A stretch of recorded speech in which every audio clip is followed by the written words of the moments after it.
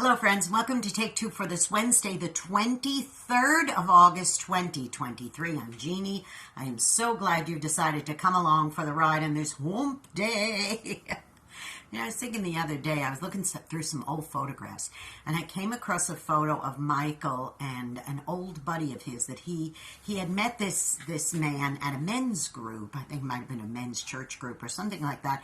And they became buddies, and they played tennis together sometimes, and they just would go for coffee, go out for breakfast, that kind of thing. And after they'd been hanging around a while together, he said, I'd really love for my wife and I to get together with you and your wife. Maybe the four of us go to dinner or something like that. So it was like, okay, we were new to the area where we were living, and this is like one of the first friends that Michael had made. So we said, sure. So we arranged a time, and the four of us went out to dinner together. And let me tell you, boys and girls, that was the first and last time I was ever going to sit at a table with this woman. She complained about everything. She was mad at everybody. And she would constantly, whenever you would she never smiled the whole entire time we were sitting there.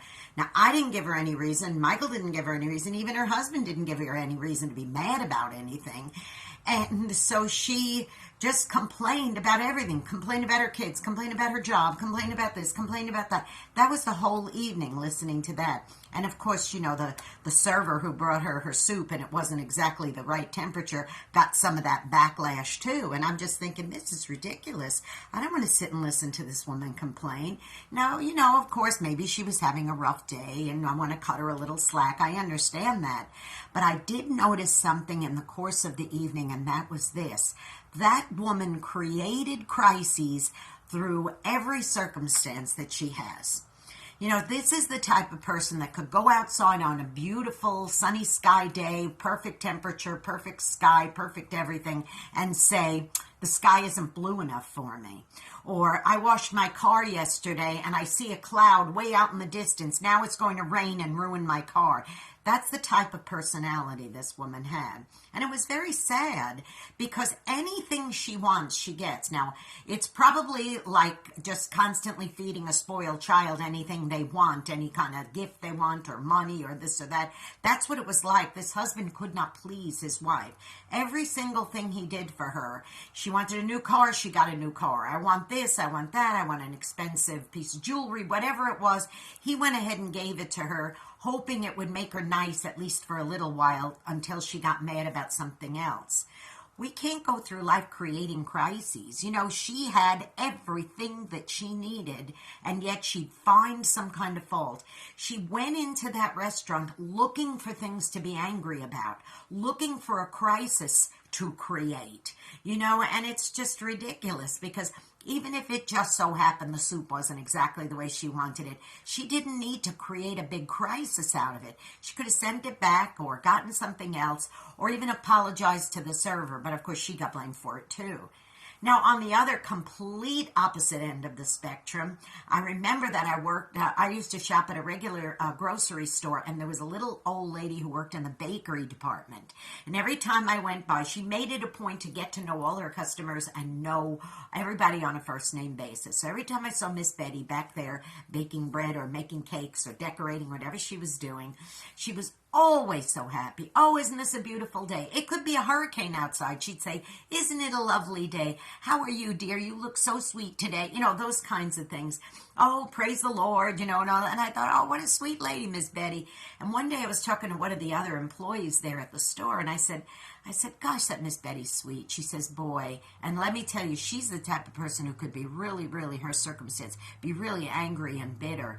And it turns out that poor Miss Betty had all kinds of issues at home. She had survived cancer. Her children were not good to her. All these other terrible things. Yet Miss Betty turned the crisis around and made it something that she could look for the good in it. And that's what we need to do.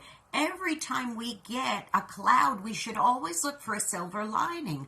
Don't go taking beautiful clouds and turning them into something awful like a storm. Don't do that, boys and girls.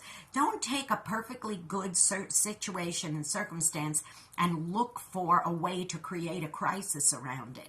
Because then your entire life is just going to be engulfed with one crisis after another till you get to a point that you can't look for the good in anything. You know, poor Miss Betty going through all her hellacious life that she goes through and all the terrible things. And once that other employee started telling me about it, I was flabbergasted. You'd never know it because she was constantly, with every lemon Miss Betty was handed, she was making lemonade. Sweet, delicious lemonade. And I think that that's a good example of the way I would rather handle situations. We've had a lot of stuff heaped on us in the last several weeks, all kinds of things, and I could take it the other way, and I could just be all upset and crazy about it, but I really want to live by the example that Miss Betty led, and that is to take those lemons and make lemonade, okay? So no more crisis, no more crises for me, okay? Now you go be a blessing to somebody today because you may end up being the only one who is.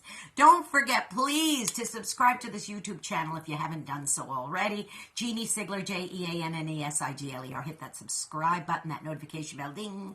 Every time another Take Two is premiering, you will be notified.